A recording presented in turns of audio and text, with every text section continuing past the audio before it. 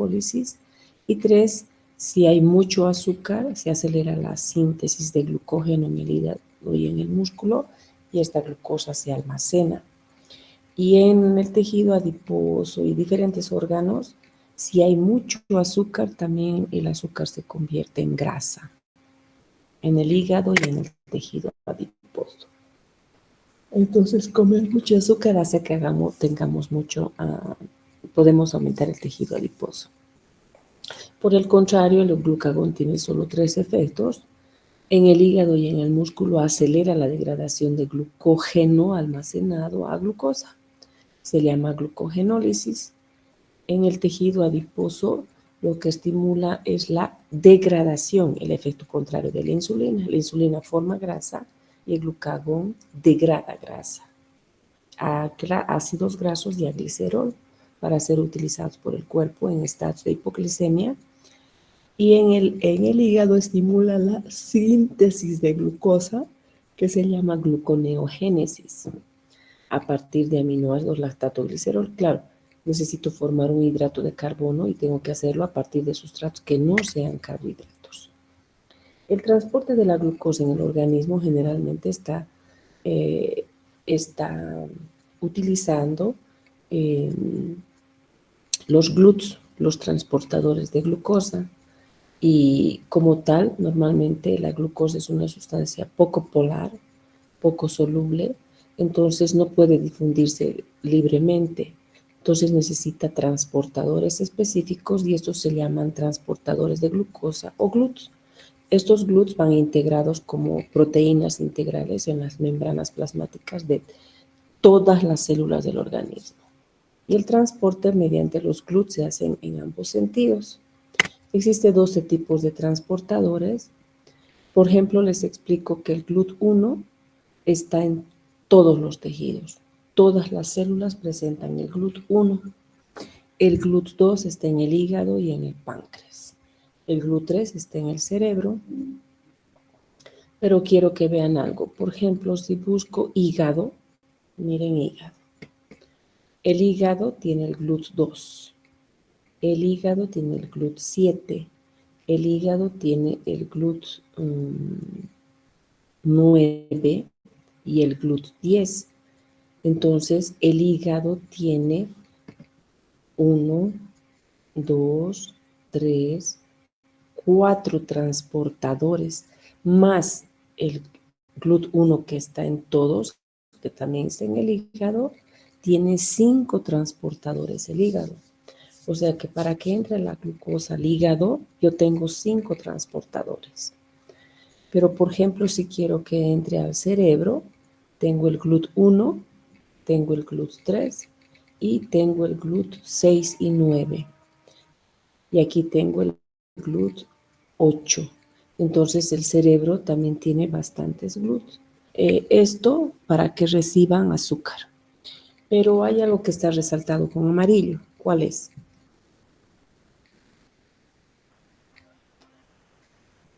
Jóvenes. El GLUT4. El GLUT4. ¿Por qué está resaltado con amarillo el GLUT4? Este GLUT4, este es el que depende de insulina. Solo es activado por la insulina. Entonces, este GLUT4 es utilizado por la insulina para meter azúcar al músculo, al corazón y al tejido adiposo. Por eso les decía que cuando comemos mucho, ¿dónde se va el azúcar? A estos 3 tejidos entra en mayor cantidad para bajar el azúcar en la sangre. ¿Por qué? Porque estos 3 tejidos dependen de insulina. Claro que el corazón no solamente tiene este GLUT, tiene el 1, tiene el GLUT 11, 10, 8, tiene varios, ¿no? Pero cuando tenemos mucho azúcar, la insulina mete a este y a este.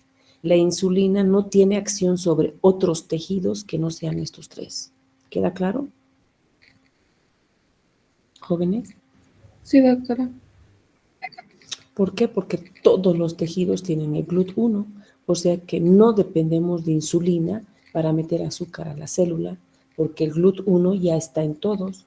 Con el GLUT1 ya puede entrar el azúcar a la célula. Pero cuando comemos mucho azúcar, la insulina se activa el GLUT4 y entran a estos 3 tejidos. Las hormonas hipoglicemiantes. ¿Quién es hormona hipoglicemiante? Es la hormona que baja el azúcar en la sangre y es la insulina. ¿Cómo baja? Induciendo el transporte al interior de lo que les decía, el tejido adiposo, el músculo y el corazón mediante el transportador GLUT4. Entonces, ¿cómo mantenemos la glicemia disminuida? Mediante estos 3 tejidos.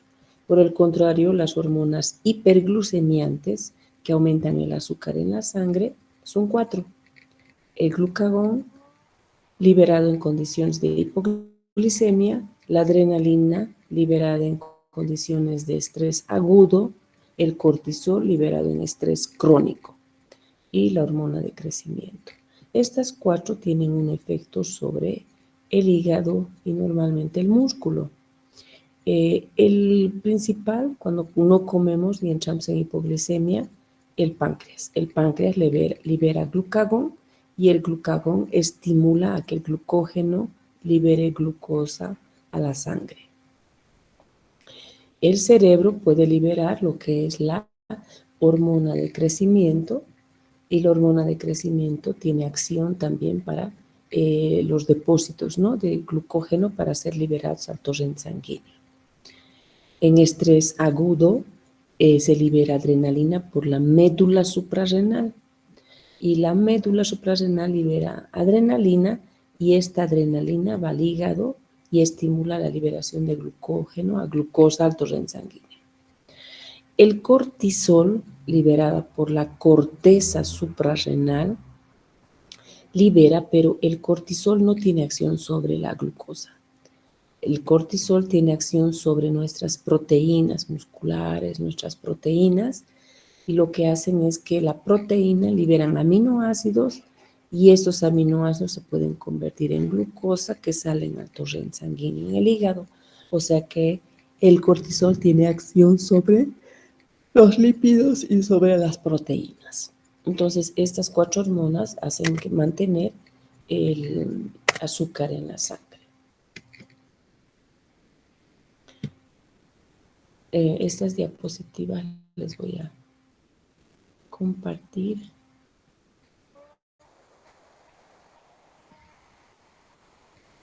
En el Classroom, ¿bien? El otro tema es hablar del metabolismo de carbohidratos y hoy día nos tocaría hablar de la glucólisis. La glucólisis es un proceso de degradación del azúcar. Glico significa azúcar y lisis significa ruptura. Entonces la glucólisis es la ruptura de la glucosa, llamado también el ciclo de Embden-Meyerhof. Este es el metabolismo inicial de los hidratos de carbono, donde la glucosa se metaboliza y llega a formar 2 moléculas de piruvato en condiciones normales, pero si estamos en condiciones anaeróbicas, lo que vamos a formar es el ácido láctico. Les voy a explicar. ¿Dónde ocurre la glucólisis? En el citoplasma de todas las células. Todas, absolutamente todas las células, porque la glucosa por el GLUT1 entra a todas las células. Es una forma de generar ATP. La glucólisis genera ATP, genera NAT reducido. ¿Qué vitamina es el NAT, jóvenes?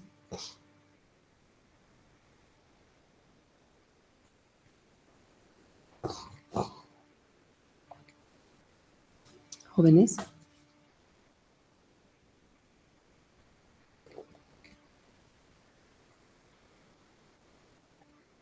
¿Qué vitamina es el NAT?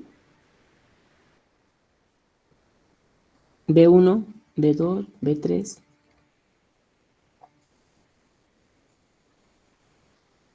Jóvenes. ¿De la B3? B3. Ajá, el NAT es la B3, ¿no? Entonces, genera ATP, genera NAT reducido. En el músculo la generación de ATP es menor. Normalmente cuando la glucólisis es aeróbica genera 32 y por una glucólisis anaeróbica en ausencia de oxígeno solo se genera 2 ATPs. Y en el músculo la generación de energía normalmente es utilizada para la contracción muscular. Existe metabolitos intermediarios que se forman en la glucólisis y que son utilizados para otras funciones. Y ahí tenemos a la dihidroxiacetona 3-fosfato, una triosa, y el glicerol fosfato, otra triosa. Estos dos se utilizan para la síntesis de triacilgliceroles o triglicéridos. Posteriormente, yo solamente les voy a explicar hasta piruvato. Y a partir de piruvato para el ciclo de Krebs, les va a explicar el doctor René González, que sería ciclo de Krebs. Nosotros vamos a avanzar solamente glucólisis hasta piruvato. El ciclo de Krebs continúa siempre y cuando hay oxígeno. Esto normalmente permite que los tejidos, el tejido esquelético, por la glucólisis pueden sobrevivir en anaerobiosis. Y el eritrocito siempre, su glucólisis es anaeróbica porque el eritrocito carece de mitocondria. Perdón.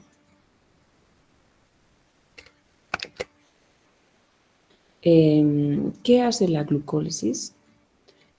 Al degradar la glucosa, mantiene la glicemia.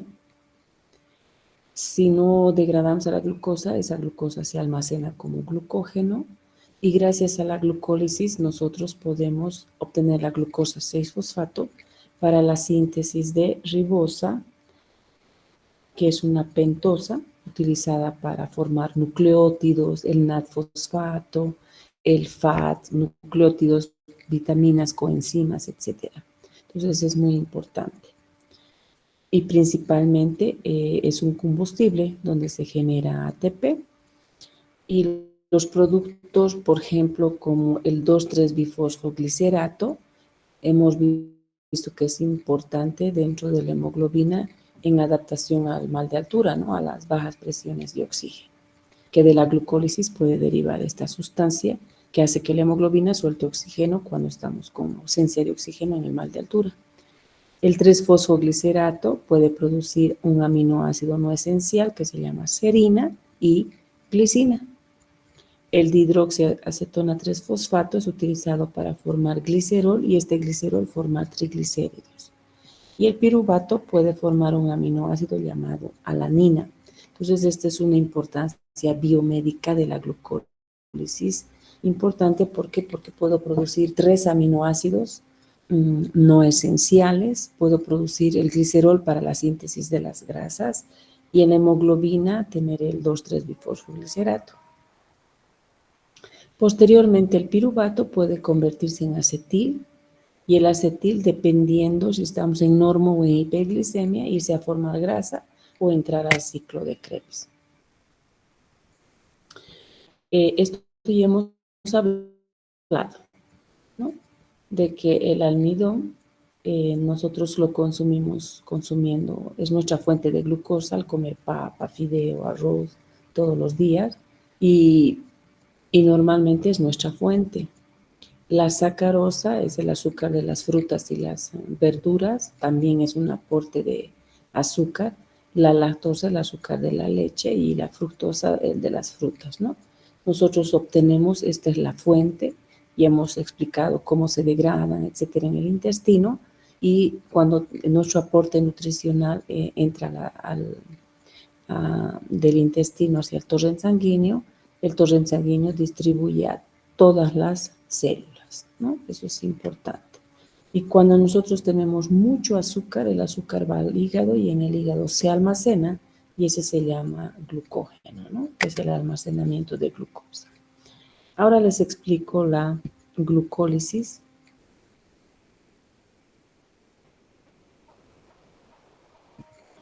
Quiero un marcador.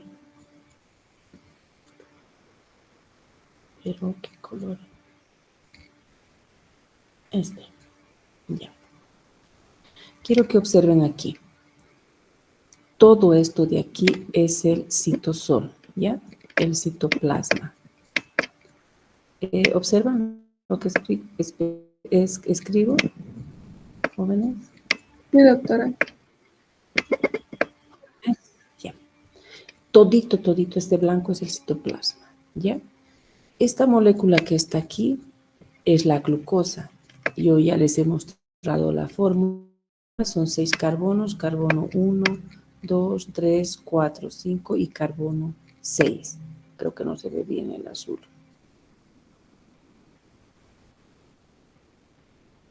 Entonces, aquí está. Sí, el rojo creo que se ve mejor. Esta es la glucosa. La glucosa en el primer paso, mediante la enzima, si la célula es el músculo, se llama exocinasa, y si la célula es el hígado, se llama glucosinasa. Esta es la primera enzima que mediante la utilización del ATP, vamos a utilizar un fósforo del ATP, esta glucosa, miren, va a ganar un fósforo, y aquí está el fósforo. Este se llama glucosa 6-fosfato. Gana un fósforo. ¿De dónde gana el fósforo? Del ATP, y el ATP se convierte en ADP. Eso pasa en el primer paso, ¿ya? Este es el primer paso. La glucólisis consta de 10 pasos. Ocurre en el citoplasma y tiene 2 fases. Hasta aquí, se los estoy rayando con rojo, hasta aquí toda la reacción es la primera fase. Entonces, esta de aquí es la primera fase. A partir de aquí, de donde se los he rayado, todito esto es la segunda fase, ¿ya? Entonces, hasta fructoso 1,6-bifosfato es la primera fase.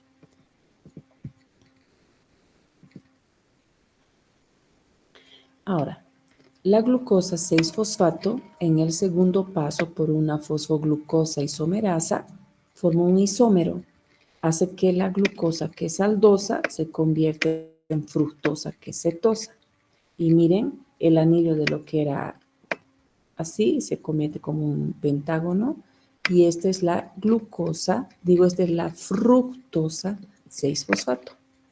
Eso pasa en el segundo paso.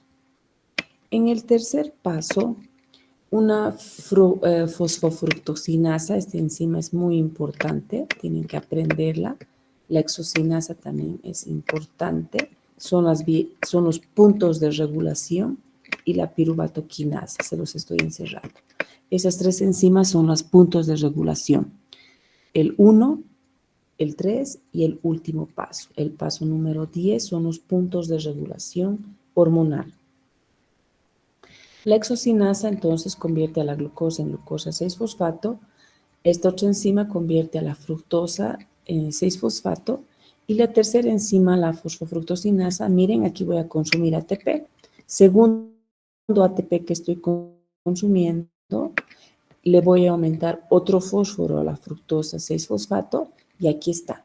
Fructosa, en el carbono 1 hay un fósforo, y en el carbono 6 hay otro fosfato, y se llama fructosa 1,6-bisfosfato. Entonces, esta molécula se llama fructosa 1,6-bisfosfato. Entonces, hasta aquí, esta es una hexosa, esta es una hexosa, esta es una hexosa, y esta es una hexosa. Hasta ahí es la primera fase. ¿Se comprende esa parte, jóvenes?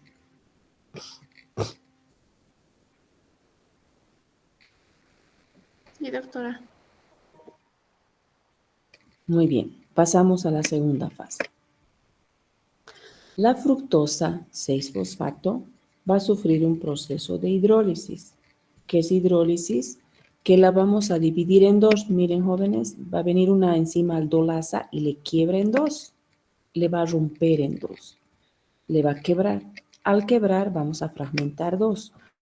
Uno se va a llamar gliceraldehído 3-fosfato porque es carbono 1, 2, 3. Entonces, esta es una triosa, y la otra triosa se llama dihidroxiacetona 3-fosfato. porque igual es carbono 1, 2, 3. Entonces, en el carbono 3 se ha quedado un fósforo y en el carbono 3 de esta otra se ha quedado el otro fósforo. Antes era hexosa, ahora son dos triosas. El gliceraldehído y la dihidroxiacetona 3-fosfato. ¿Hasta ahí se comprende? Sí, doctora. Ahora, este gliceraldehído 3-fosfato, en esta siguiente reacción, esta enzima se llama el mismo nombre, gliceraldehído 3-fosfato, pero aquí va a actuar una deshidrogenasa. Ustedes ya en laboratorio, en las clases prácticas, han llevado que las deshidrogenasas son oxidorreductasas y que las deshidrogenasas entregan los protones y electrones al NAT. Esperen un ratito, esto lo voy a mover. Entonces, aquí el NAT, quiero que observen, el NAT va a recibir dos protones, le va a quitar dos protones al gliceraldehído. Y estos dos protones se los pasa al NAT y el NAT gana, miren aquí, el NAT gana dos protones y pasa de oxidado a reducido. Entonces, en esta reacción de aquí se produce un NAT reducido. ¿Y qué ocurre con el gliceraldehído?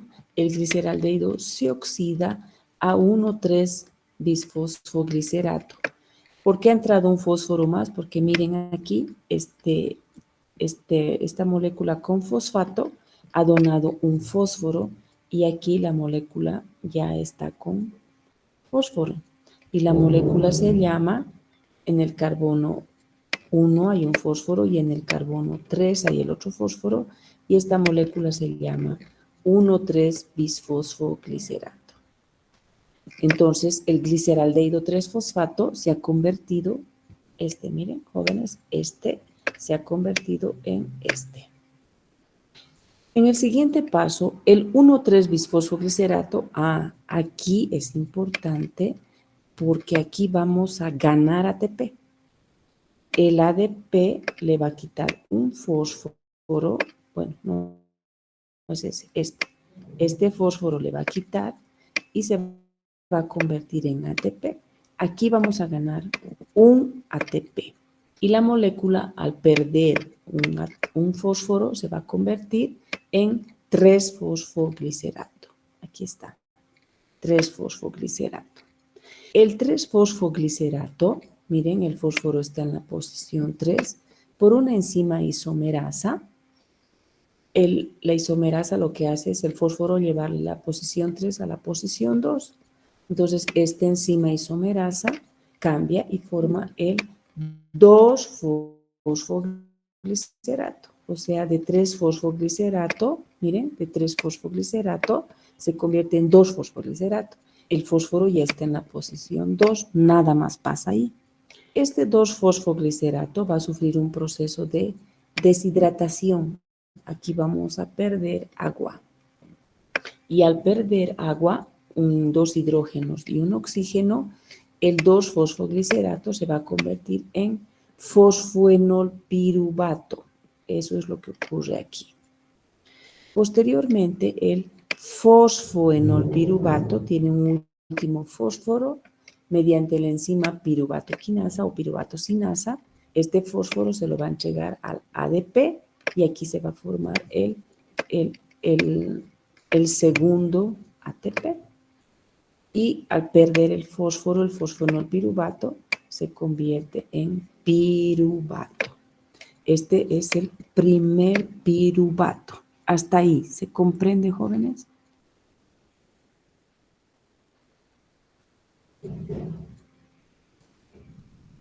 ¿Jóvenes? Sí, doctora.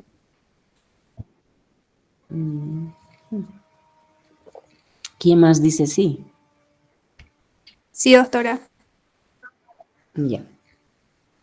Ahora quiero que me escuchen algo. Una triosa era el gliceraldehído. Ha ido a convertirse en un piruvato, un hito. En eso he ganado un NAT, un hito. Un ATP, un hito. Agua, un hito. Y ATP, otro. ¿Cuántos ATPs he ganado en esta reacción? Cuando un gliceraldehído se convierte en un piruvato. ¿Cuántos he ganado? 2. 2. Entonces, anoto aquí 2 ATPs. ¿No ve? Un NAD reducido y una molécula de agua.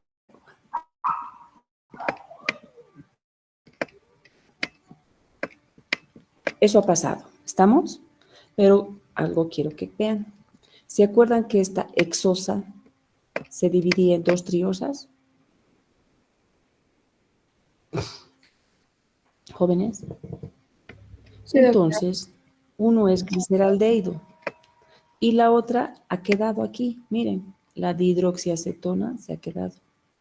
Esta dihidroxiacetona, por esta enzima isomerasa, se vuelve a convertir en gliceraldehído 3-fosfato. Entonces, por esta triosa, yo tengo otro gliceraldehído, que sería el segundo, y por ende la reacción va por doble.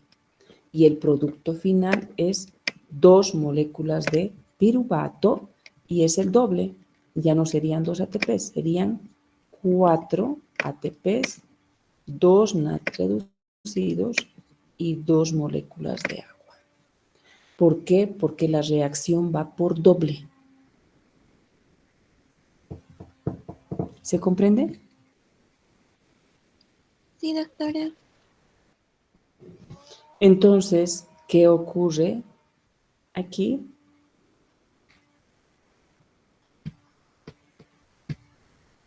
Entonces, ¿qué ocurre aquí?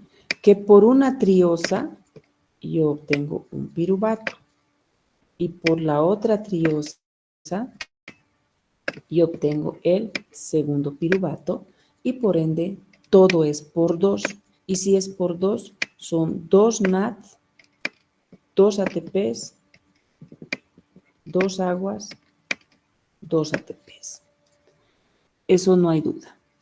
Pero quiero que vean que a partir de aquí es por doble, pero aquí era simple, ¿se acuerdan? Todo esto era simple. Exosa, exosa, exosa, ¿se acuerdan? Todo esto era simple. Y si es simple, aquí tengo un ATP y aquí tengo un ATP. Esos ATPs los estoy consumiendo. En cambio, los de aquí abajo los estoy ganando. Entonces, aquí yo tengo un ATP y otro ATP que se han consumido. Y aquí tengo 2 que se han ganado y aquí 2 que se han ganado. Entonces, ¿qué hago? Estos 2 de aquí van chao con estos, porque estos 2 que se generan aquí se gastan aquí. Entonces, estos 2 se van con estos 2. ¿Me comprenden?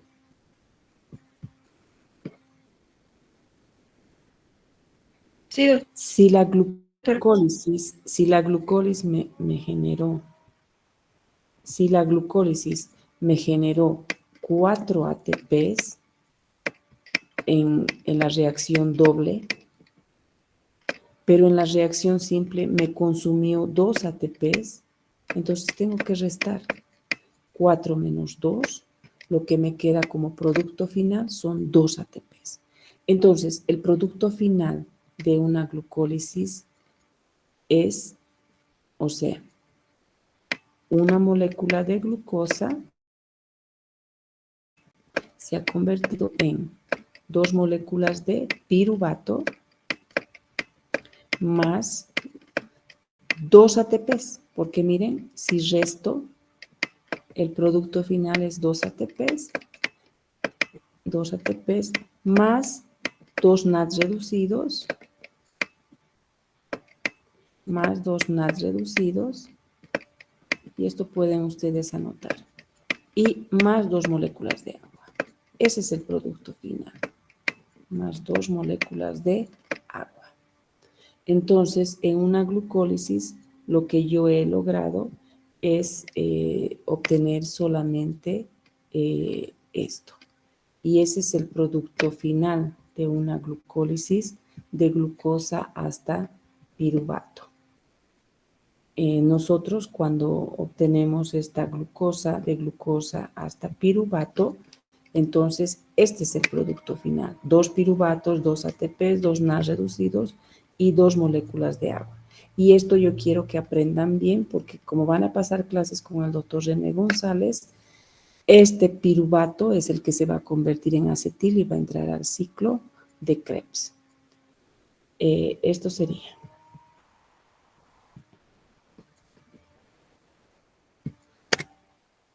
Entonces, y esto es lo que les explicaba, que la glucólisis es un proceso el cual se lleva a cabo en el citoplasma de todas las células, de que constaba de 10 reacciones, eran 10 pasos de glucosa. Miren, aquí está, enzima 1, enzima 2, enzima 3, enzima 4, enzima 5, 6, 7, 8, 9 y 10. De las 10, 3 eran irreversibles y están en color naranja. La exoquinasa, la fosfofructosinasa y la piruvatosinasa. Les he dicho que estas tienen que aprenderlas de memoria porque son las de regulación. Las demás no necesitan aprender de memoria. Estas 3 irreversibles sí las tienen que aprender porque son los puntos de regulación. Y si se fijan, las otras son flechitas negras y son reacciones reversibles. ¿Qué quiere decir? Que esta enzima puede convertir a la glucosa 6-fosfato en fructosa 6-fosfato, pero esta misma enzima puede convertir a la fructosa 6-fosfato en glucosa 6-fosfato.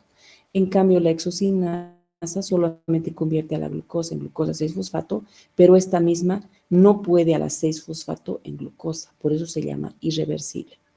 Y nosotros tenemos 7 enzimas irreversibles y son las que están en negro. Las reversibles. 1, 2, 3, 4, 5, 6, 7 reversibles. Entonces, de glucosa a fructosa 6-fosfato es la primera etapa, la primera fase, y a partir de aquí se divide en 2 reacciones, uno por el gliceraldehído y el otro por la dihidroxiacetona que se vuelve a convertir en gliceraldehído y todo se da por doble. Un gliceraldehído produce un piruvato y el otro gliceraldehído el otro piruvato y el producto final son 2 moléculas de piruvato y ya lo que les he explicado, 2 ATPs, 2 aguas y 2 NAS reducidos. Eso es lo importante de la glucólisis. Ahora, ¿qué relación tiene la glucólisis con otras rutas? Normalmente la degradación completa produce 32 ATPs. Eso tiene que verse cuando pasa en ciclo de Krebs más, porque la glucólisis acaba en piruvato, pero si se da de forma aeróbica, el piruvato entra en la mitocondria y el ciclo de Krebs genera más ATPs más NADs reducidos y esos NADs reducidos van a la cadena transportadora de electrones y al final todito se vuelve 32 ATPs. La glucólisis en sí genera 2 ATPs, un intermediario antes del ciclo de Krebs, otros 2 ATPs, y el ciclo de Krebs al generar NAD y FAT, todito en la cadena se generan 28, sumado nos generan los 32. Yo solamente les voy a explicar hasta aquí, este proceso van a avanzar después. El ciclo de Krebs se lleva a cabo en la mitocondria. La glucólisis aeróbica, normalmente esta glucólisis va de glucosa a piruvato y el piruvato posteriormente se convierte en acetilcoenzima y entra al ciclo de Krebs. Ese se llama glucólisis aeróbica. Depende de oxígeno porque el ciclo de Krebs tiene que estar dentro de la mitocondria. En cambio, la glucólisis anaeróbica, la glucosa se convierte en 2 piruvatos y cuando no hay oxígeno, el piruvato no entra dentro de la mitocondria, entonces no puede convertirse en acetil y entrar al ciclo, el piruvato se reduce a lactato. Este piruvato utiliza los NAD que se ha producido en la glucólisis y estos NAD pasan de reducidos a oxidados y se genera lactato. Y aquí solamente se genera 2 ATPs y se llama fermentación láctica. Existe la fermentación alcohólica en las levaduras. Esta fermentación alcohólica es cuando la uva que tiene glucosa por las levaduras se convierte en alcohol, en vino. Pero eso ocurre solo en las levaduras. En cambio, nosotros fermentamos, pero hasta ácido láctico. Y eso es cuando el piruvato se convierte en lactato. Por la enzima lactato deshidrogenasa y se llama, siempre y cuando no haya oxígeno en nuestro cuerpo, la glucólisis es anaeróbica. Pero en los eritrocitos siempre la glucólisis es anaeróbica porque carecen de mitocondria. Entonces, lo que les decía es que la aeróbica puede continuar al ciclo de Krebs y la anaeróbica siempre genera 2 ATPs. ¿Por qué? Porque no carece de mitocondria el eritrocito y en nosotros se produciría porque estamos en anaerobiosis, porque tenemos ausencia de oxígeno. Y esto es lo que les expliqué.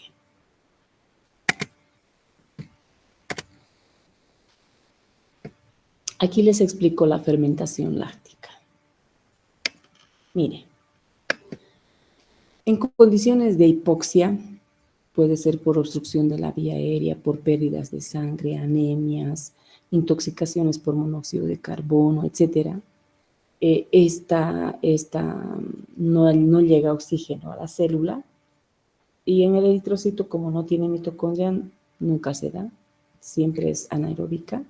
Y cuando hacemos mucho ejercicio, no es que no tenemos oxígeno, sino que exageramos el consumo de energía y reduce el oxígeno y por ende la fermentación es láctica.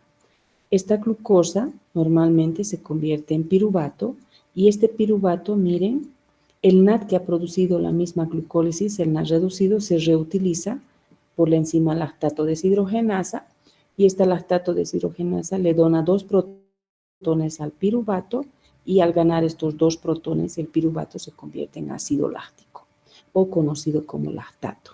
Este lactato, cuando hacemos ejercicio intenso, precipita como agujitas en el músculo y produce la fatiga muscular o la macurca normalmente, cuando hacemos ejercicio intenso. Y cuando no, solamente no tenemos oxígeno, se produce este ácido láctico. Entonces nosotros perdemos energía, solamente tenemos 2 ATPs de energía, ¿ya? En cambio, la fermentación alcohólica, esto ocurre en las levaduras, donde el piruvato, o sea, por su glucólisis, el piruvato, por esta enzima piruvato descarboxilasa que tienen las levaduras, nosotros no la tenemos, al piruvato lo pueden convertir en etanol. Y este alcohol etílico, el vino, de lo que la glucosa de la uva, que tiene azúcar, se fermenta por glucólisis a piruvato y como es anaeróbica, la levadura le convierte en etanol, que sería el vino. Y esta fermentación se llama fermentación alcohólica. De nosotros, en nuestro organismo, se llama fermentación láctica. Nosotros, ¿a qué fermentamos la glucosa? A lactato y las levaduras a etanol. Hasta ahí, ¿queda claro, jóvenes? Doctora. ¿Cómo? Sí, doctora. Muy bien. Y en el eritrocito, como hay ausencia de las mitocondrias, entonces siempre su glucólisis es anaeróbica. La ruta Ende-Meyer-Hof normalmente es esta, donde el piruvato se convierte por la lactato deshidrogenasa en lactato, ¿no? Es la que utiliza el NAD fosfato reducido y esta es una ruta en la cual nosotros tenemos menor cantidad de energía, ¿ya? Se llama ruta o vía Ende-Meyer-Hof, que es la que se utiliza en el eritrocito por una glucólisis anaeróbica.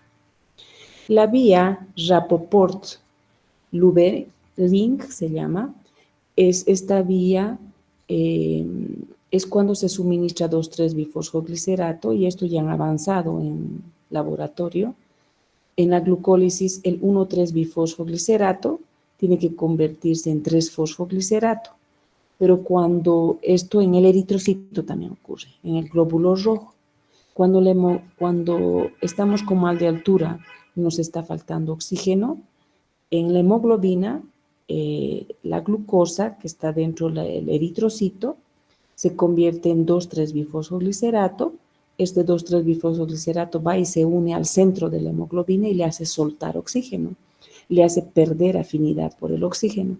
Entonces, esta glucólisis normal, el 1,3, en vez de convertirse en 3-fosfoglicerato, 2-fosfoglicerato, fosfonolpiruvato, piruvato, este 1,3 se convierte en 2,3. Este regresa a la glucólisis, pero se salta este paso. Y al saltarse este paso es el que genera ATP. Y miren,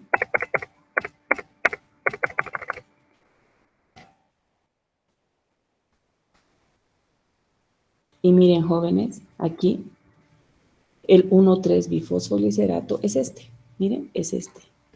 Y aquí es donde justo se genera energía. Entonces, este 1,3 se salta y regresa aquí. Entonces, nos estamos saltando este paso.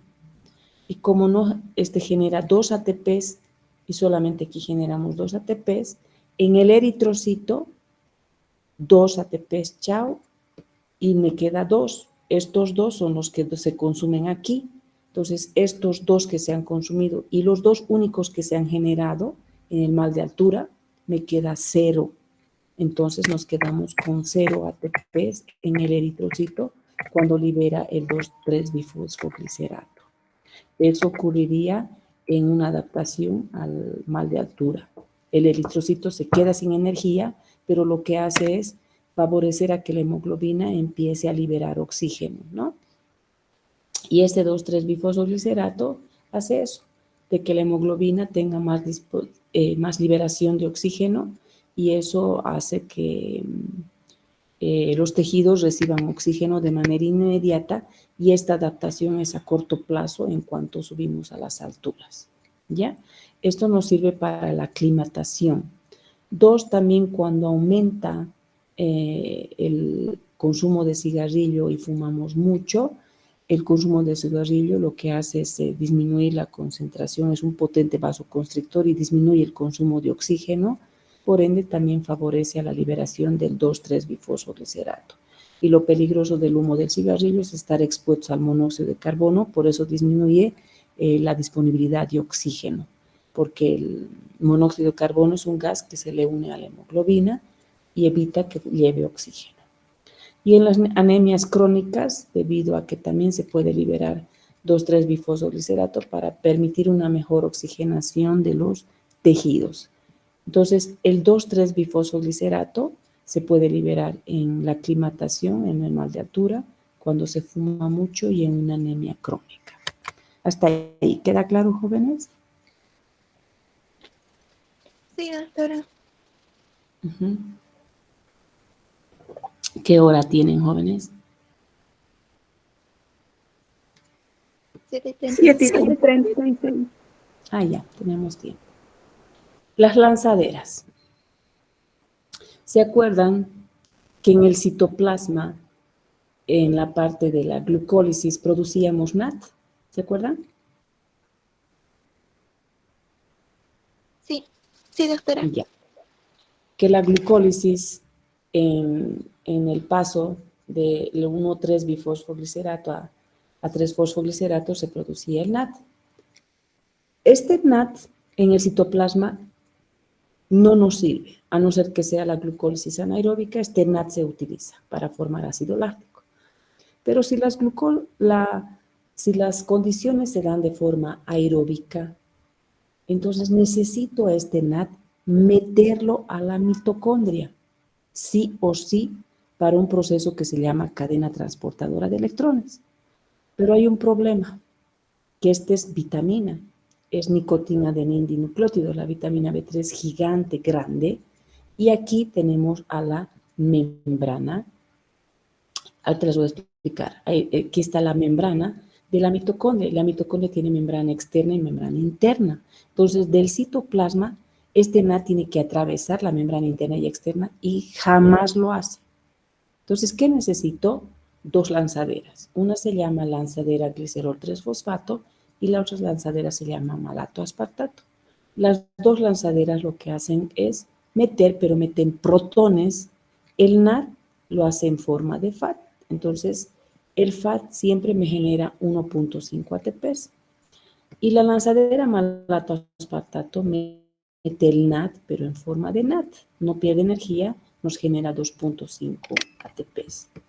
Entonces, esta lanzadera me hace perder energía y esta otra no. Les explico en qué consiste la lanzadera. Esta es facilita. Miren, jóvenes. Aquí está la dihidroxiacetona 3-fosfato y el gliceraldehído 3-fosfato. Este es el citoplasma. Aquí está dándose la glucólisis. Esta es la membrana externa de la mitocondria, el espacio intermembranoso, la membrana interna de la mitocondria y esta es la matriz mitocondrial. ¿Está claro, jóvenes? Sí, doctora. Entonces, miren, la dihidroxiacetona 3-fosfato va a, aquí está el NAD.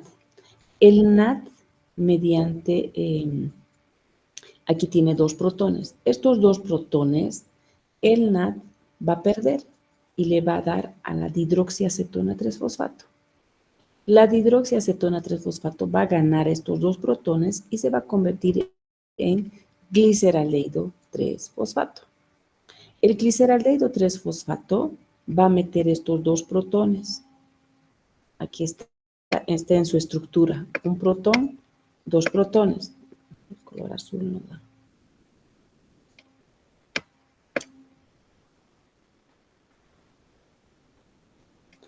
Entonces, este gliceraldehído está con los dos protones. El gliceraldehído puede atravesar la membrana externa de la mitocondria y entrar al espacio intermembranoso. Y aquí el gliceraldehído 3-fosfato le va a entregar sus dos protoncitos que ha metido, aquí están los dos, al FAT.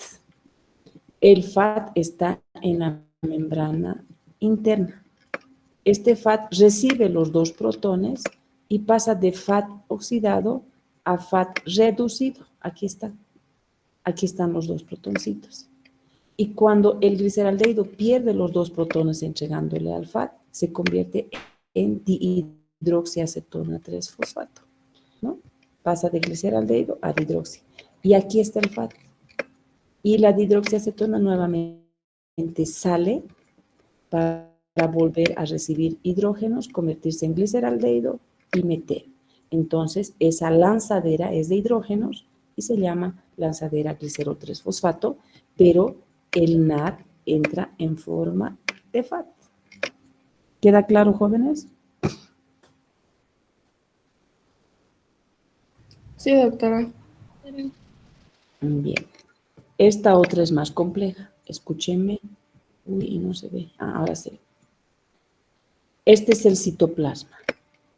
Esta es la membrana externa. Esta es la membrana interna de la mitocondria y esta es la matriz mitocondrial.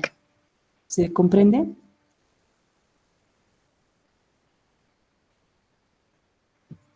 Sí, doctora. Sí, doctora. Ya, ahora, me tienen que atender. Para la lanzadera malato, aspartato, yo lo necesito al oxalacetato en el citoplasma, pero este oxalacetato no está aquí. Este oxalacetato es un intermediario del ciclo de Krebs que está en la matriz mitocondrial. Entonces, él no está afuera, él está en la mitocondria. Este oxalacetato jamás puede salir y atravesar la membrana externa y la membrana interna. Nunca. Para que el oxalacetato salga, yo necesito de glutamato. Este glutamato, ¿qué va a hacer? Este es un aminoácido.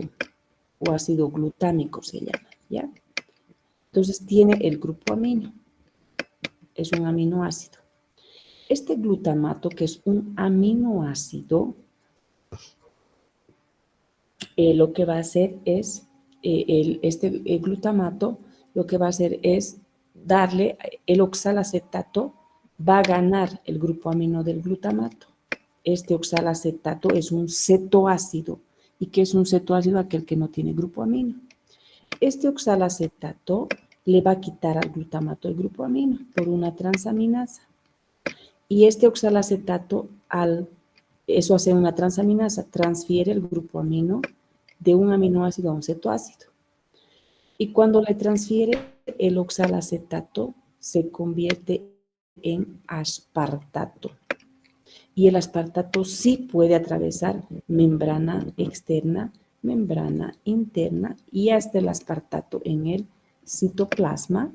Y el aspartato en el citoplasma está con el grupo amino. El aspartato le va a donar el grupo amino A. Antes de eso, este aspartato atraviesa.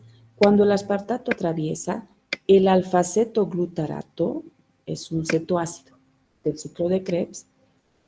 Este glutamato ha perdido el grupo amino, ¿se acuerdan? Jóvenes. Este glutamato ha perdido su grupo amino porque se lo ha dado al oxalacetato. ¿Se acuerdan o no? Sí, doctora. Ya. Entonces, este ha perdido el grupo amino y se lo ha dado a este. Este ha ganado el grupo amino y se ha convertido en aspartato. Y este que ha perdido el grupo amino se convierte en alfa-cetoglutarato. Entonces, el aspartato y el alfa-cetoglutarato, los dos juntitos atraviesan y salen aquí. Aquí está el aspartato con el grupo amino y el alfa-cetoglutarato sin grupo amino. Inmediatamente por una transaminasa citosólica, el aspartato le dona el grupo amino al alfa-cetoglutarato. Y este alfa-cetoglutarato, al ganar el grupo amino, se convierte en glutamato. Y el glutamato ya tiene el grupo amino. Y este aspartato, como ha perdido el grupo amino, se convierte en oxalacetato. Les puedo volver a explicar si no me han comprendido. Tanto lío para que el oxalacetato salga y esté aquí.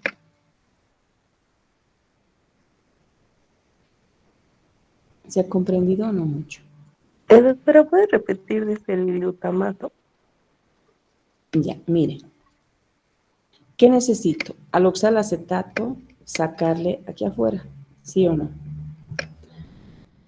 Pero ¿qué necesito para sacarle? Necesito glutamato. Miren, necesito glutamato. El glutamato tiene el grupo amino. No voy a escribir grupo amino, es el nitrógeno. Este glutamato es aminoácido. Le va a donar el grupo amino al oxalacetato.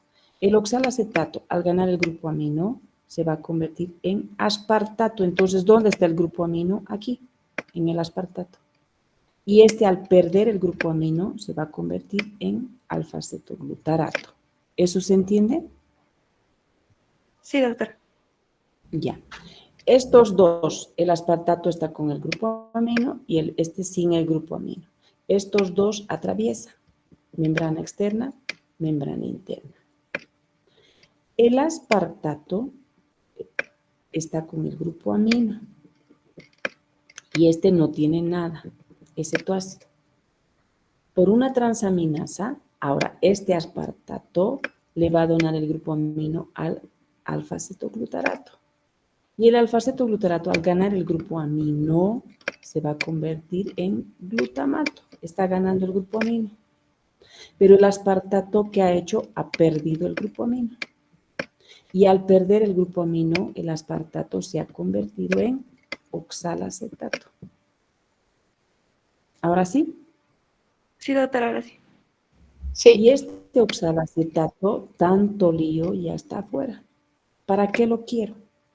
para que el oxalacetato reciba los protones del NAD. El oxalacetato, cuando recibe los protones del NAD, se convierte en malato. Y aquí están los protones del NAD del citoplasma. Y estos protones están entrando como malato. El malato no tiene problemas, atraviesa membrana externa, interna y ya está aquí adentro, en la mitocondria, con los dos protoncitos. Y el malato le dona los hidrógenos, estos dos hidrógenos, al NAD. El NAD se lo agarra a los hidrógenos y aquí está, NAD reducido. Y cuando el malato pierde los hidrógenos entregando al NAD, el malato se convierte en oxalacetato. Eso es el lío.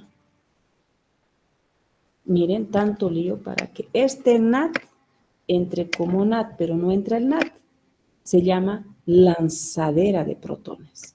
Entonces, el NAD ha metido mediante el malato y el malato le ha donado y aquí está, pero se convierte en oxalacetato y nuevamente el oxalacetato tiene que convertirse en aspartato para entrar, convertirse otra vez en oxalacetato, recibir los protones y el oxalacetato convertirse en malato, el malato entrar a las mitocondrias y donarle los protones para convertirse en oxalacetato y nuevamente. Tanto lío solo para meter dos protoncitos. ¿Qué han dicho? Entonces, la lanzadera malato-aspartato mete NAD por NAD. Entonces, la energía es 2.5 ATPs. La lanzadera glicerol 3-fosfato mete el NAD por FAT. Y la energía es 1.5 ATPs, porque cada molécula de FAT vale 1.5 ATPs y cada molécula de NAD vale 2.5. Entonces, ¿qué lanzadera mete de igual a igual? Por eso se llama la lanzadera malato-aspartato, porque necesito aspartato y necesito malato para transportar los protones. ¿Queda claro, jóvenes? Sí, doctora. Bien.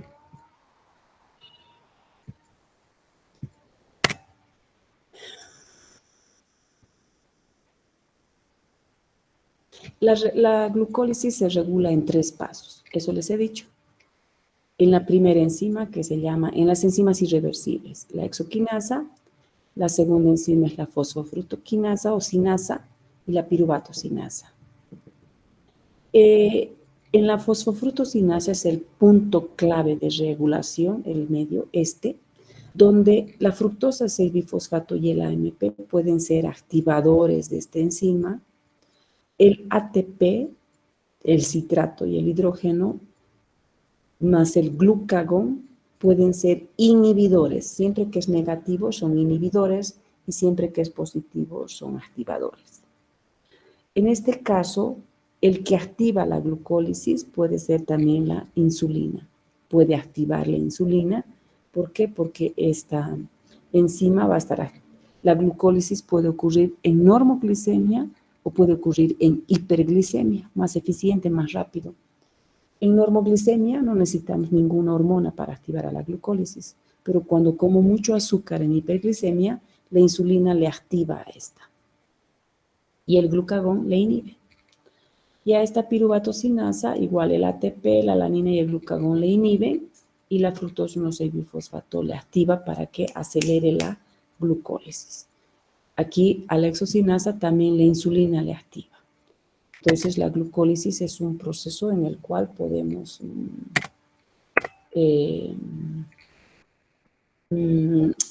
o sea, que la glucólisis actúa en condiciones de normoglicemia. Si digo normoglicemia, los valores van de 70 a 100 miligramos por decilitro. Y no necesitamos a nadie para meter glucosa a la célula. La glucosa entra a la célula y continúa la glucólisis. Glucosa, piruvato, glucosa, piruvato, glucosa, piruvato. Si las condiciones se dan de manera aeróbica, se continúa con el ciclo de Krebs y generamos 32 ATPs. Si la glucólisis se dan de manera anaeróbica, nada, directamente lactato, ¿no? Menos energía. Eso siempre y cuando sean los valores normales en sangre. Pero cuando yo como mucho azúcar, la hormona que se libera es la insulina. Y la insulina lo que hace es activar más la glucólisis en 3 tejidos. En el hígado, perdón, en el músculo, en el miocardio, en el músculo cardíaco y en el tejido adiposo. En estos 3 tejidos se va a activar más la glucólisis y se activa en la enzima fosfofructosinasa, que la insulina le activa y hace de que haya más glucólisis. La utilización de la glucosa por el músculo, ustedes ya saben que es de manera, puede ser aeróbica o puede ser anaeróbica, ¿no? Dependiendo si estamos haciendo o no estamos haciendo ejercicio. Y estos depósitos de lactato es lo que producen la macurca cuando hacemos mucho ejercicio, exageramos, liberamos mucho lactato y en las fibras musculares se junta el lactato y nos produce la fatiga muscular. El ciclo de Cori es una relación entre el músculo y el hígado. Este es el torrente sanguíneo. Cuando nosotros no comemos azúcar, baja el azúcar en la sangre, el hígado normalmente libera glucosa al torrente sanguíneo para los otros tejidos. El músculo jamás libera glucosa, jóvenes. Miren, su glucógeno libera glucosa, pero la glucosa no puede salir a la sangre por el músculo porque carecemos de la enzima glucosa 6-fosfatasa. Entonces, el músculo, eso yo ya les expliqué en la anterior clase. ¿Qué le hace el músculo a su glucosa? Le convierte en piruvato y le convierte en lactato. Pero cuando estamos en hipoglicemia, el músculo no es malo. No puede liberar glucosa, pero sí puede liberar lactato.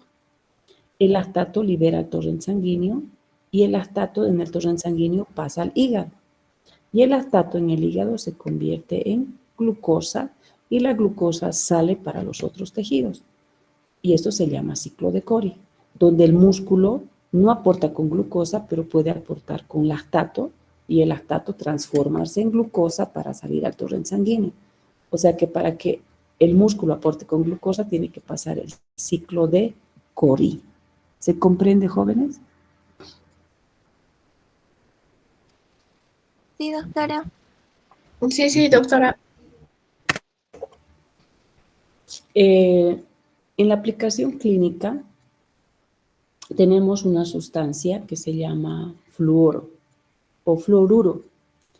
Este fluoruro es una sustancia tóxica para el organismo porque puede inhibir a la enzima enolasa. Esta enolasa tiene acción en la división de las triosas, donde se forma agua, entonces puede bloquear la glucólisis y si bloquea la generación de piruvato. Entonces, una forma de inhibir la glucólisis es con esta sustancia tóxica.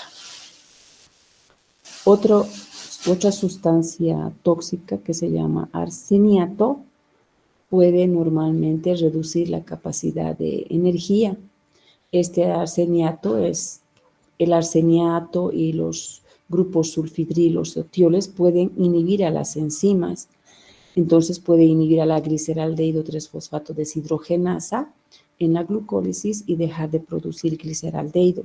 Entonces el arseniato, los sulfuros son sustancias tóxicas que pueden inhibir la glucólisis. Si no hay la enzima piruvatosinasa, puede causar anemia hemolítica normalmente. ¿Por qué? Porque si hay deficiencia de esta enzima no se produce normalmente el piruvato y si no hay piruvato no hay energía para las células, ¿no? Entonces es una parte clínica. La glucosa, cuando se come mucha fruta, muchos azúcares, ese azúcar se queda en los dientes, en lugares donde hay, o sea, se va quedando, va produciendo un barro en la dentadura hasta formar huecos, que se llaman caries. Entonces, la glucosa y la fructosa están relacionadas con las caries dentales y aparte hacen que se junten bacterias, el Streptococcus mutans y el Lactobacillus. Estas bacterias son anaeróbicas y colonizan más que todo entre la encía y los dientes, y eso favorece que haya más azúcar, más bacterias, y las bacterias producen más el azúcar, provocan las caries dentales. Entonces, tiene su relación el azúcar con las caries dentales. Los hidratos de carbono normalmente, en condiciones anaeróbicas, liberamos lactato, y normalmente este lactato es el que puede estar también relacionado con la fisura de los dientes y las fosas gingivales y producir una gingivitis, inflamaciones de la dentadura, ¿ya? Aparte, los ácidos que se forman, como el ácido láctico, erosionan normalmente el esmalte y la dentina, y eso es lo que va a favorecer a las caries dentales, ¿no? Y lo que les decía, que el fluoro o la enolasa es inhibida por el flúor, el flúor puede inhibir a la enolasa, producir una fluoropatía resistente a la desmineralización en los dientes. Normalmente el flúor es el que ayuda a favorecer el mantenimiento de los dientes, y la enolasa puede inhibir todo este proceso y hacer que haya desmineralización, y por ende contribuye a lo que son a la pérdida del esmalte y a las caries dentales. En las células tumorales, normalmente los tumores o neoplasias son crecimiento indiscriminado de células. Entonces empieza a aparecer, miren, les explico esto un rato.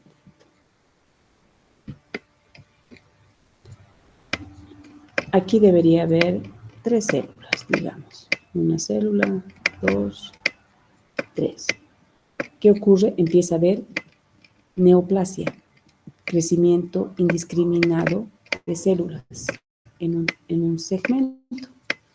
Esta división celular, jóvenes, consume mucho ATP, y lo que hace que este medio tenga ausencia de oxígeno, porque como hay división celular, división, y está creciendo y creciendo y creciendo y creciendo, el tumor en estas células no se aporta, porque el torrente sanguíneo está pasando por aquí y está oxigenando lo que puede, pero como está dividiéndose, aparte está consumiendo mucha energía, la glucólisis se torna de manera anaeróbica. Y como no hay mucho oxígeno, hay liberación de mucho ácido láctico, y eso desfavorece. ¿Por qué? Porque hace que tengamos menos energía, y por eso es que las personas que tienen cáncer disminuyen de peso, porque todo lo que consumen va a la división celular, y la división celular, aparte, como está consumiendo mucha energía, la glucólisis se está tornando de manera anaeróbica y se está produciendo mucho ácido láctico, y eso acidifica el medio y empeora, porque en un medio ácido hace que pueda generarse mayor crecimiento de tumores. Entonces, esto puede deberse a una inhibición de la fosforilación oxidativa, donde no hay oxígeno y no hay mucho consumo de ATP. Al haber una glucólisis anaeróbica, no los consumimos al NAD reducido, y nosotros para generar ATP lo necesitamos al NAD. Y si el NAD está produciendo mucho ácido láctico y la glucólisis anaeróbica, no tenemos NAD para generar ATP, se inhibe la fosforilación oxidativa, donde hacemos que el NAD se convierta en ATP, cada molécula de NAD 2.5, por ende hay una hipoxia tisular, y eso hace que las células tumorales crezcan y que aceleren su desarrollo, su crecimiento, y hace que consumamos mucha energía y la persona empiece a bajar de peso. Entonces, eso aporta con mucho ácido láctico en la zona, las células reciben una acidosis, empiezan a entrar en acidosis, se necrosa por la falta de oxígeno en el sector del tumor, ¿no? Eso ocurre en las células tumorales, ¿Se comprende, jóvenes? Sí, doctora. Sí. Y esta intolerancia a la lactosa es cuando consumimos lactosa y las personas tienen déficit de la enzima lactasa que degrada a la lactosa, que es glucosa más galactosa. La lactasa lo que hace es separar para que ésta se absorba como monosacárido y esta también se absorba. Jamás podemos absorber un disacárido. Entonces este disacárido al no absorberse queda intacto, empieza a fermentar y a producir los signos y síntomas de una intolerancia a la lactosa, flatulencia, dolor, diarrea, dolor cólico, etc. Entonces es por esto. Y la galactosemia es el exceso de galactosa en sangre por déficit enzimática de una enzima galactosinasa. Se produce mucha galactosa y eso se acumula en sangre, que no es bueno, porque puede afectar a la visión, a los glaucomas, que eso vamos a hablar en metabolismo de galactosa. Y los errores congénitos del metabolismo de la fructosa, cuando hay déficit de la fructoquinasa o de la aldolasa B, se produce la intolerancia a la fructosa o la fructosuria esencial, que son afecciones de la fructosa en el hígado, que eso también vamos a ver cuando llevemos metabolismo de la fructosa y cuando llevemos metabolismo de la galactosa. Pero ¿por qué hablamos aquí si hemos hablado de la glucosa? Es que la glucosa forma parte de la lactosa y la glucosa puede convertirse en galactosa también. En el caso de la fructosa, la glucosa, a la glucólisis, la galactosa y la fructosa entran. O sea que la glucólisis no es específica de la glucosa. A la glucólisis puede entrar a generar energía la galactosa y puede entrar a generar energía la fructosa.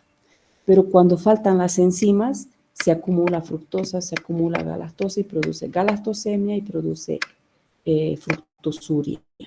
Entonces, en la glucólisis nosotros podemos tener la entrada de galactosa y de fructosa.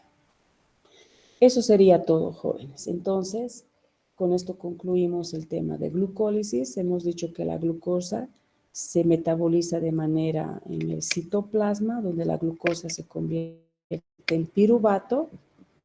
Si hay oxígeno, el piruvato puede entrar al ciclo de Krebs y generar 32 ATPs. Y si no hay oxígeno, se convierte en lactato y solamente se genera 2 ATPs. ¿La glucólisis puede funcionar de manera anaeróbica? Sí, puede formar donde el producto final es el lactato y si es en las levaduras, la uva convierten en vino, se llama fermentación alcohólica. De que la glucólisis se regula por 3 enzimas y normalmente la que activa la glucólisis es la insulina y la que inhibe la glucólisis es el glucagón. La glucólisis se puede activar en condiciones de normo e hiperglicemia, es importante. Y que en los eritrocitos, en la adaptación a mal de altura, se libera el 2,3-bifosfoglicerato para que la hemoglobina suelte oxígeno para la adaptación a corto plazo. También el 2,3-bifosfoglicerato se libera cuando fumamos y cuando tenemos anemia crónica. Y que el piruvato puede oxidarse a acetilcoenzima A y entrar al ciclo de Krebs mediante un complejo enzimático piruvato deshidrogenasa que van a llevar con el doctor René González, donde actúa la vitamina B1, B2, B3, B5, donde actúan 3 enzimas y 5 vitaminas. Es un proceso complejo en el cual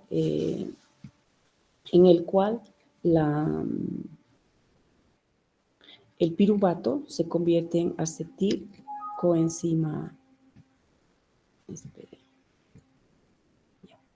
Entonces, el piruvato se convierte en acetilcoenzima A y acetilcoenzima continúa con el ciclo de Krebs y ahí van a ver lo que es la glucólisis aeróbica.